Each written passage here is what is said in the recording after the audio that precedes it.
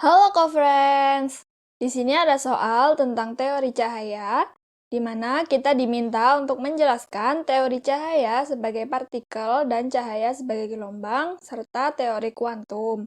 Lalu, dari beberapa teori tersebut, kita diminta untuk menentukan teori mana yang paling tepat dalam menjelaskan tentang cahaya. Selama berabad-abad, para ilmuwan memperdebatkan sifat cahaya.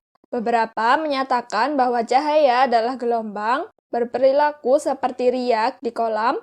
Pandangan yang berlawanan adalah bahwa cahaya adalah partikel, seperti tetesan air yang mengalir dari keran air.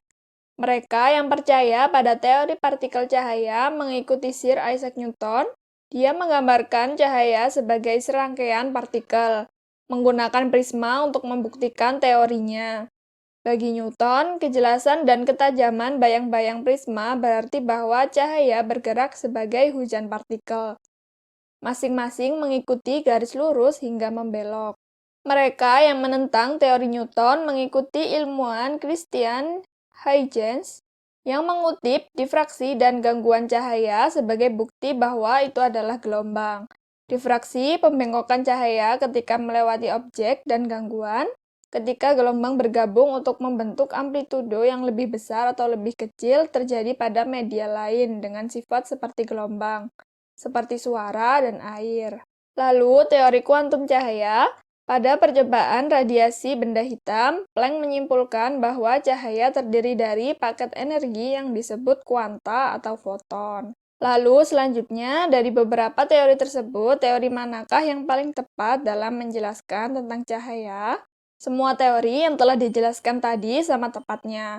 Karena setelah perdebatan panjang antara teori cahaya sebagai partikel dan cahaya sebagai gelombang, Albert Einstein berhasil membuktikan bahwa cahaya berwujud gelombang juga partikel.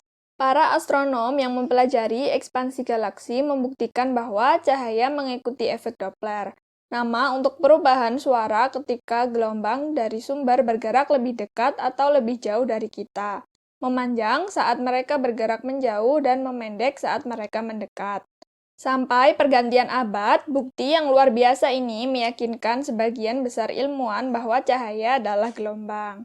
Salah satu batu sandungan dalam argumen cahaya sebagai gelombang adalah fenomena yang disebut sebagai efek fotolistrik. Ketika cahaya menyinari permukaan logam, elektron terbang keluar. Tetapi intensitas cahaya yang lebih tinggi tidak membuat lebih banyak elektron yang terbang, seperti yang diharapkan terjadi dengan teori gelombang.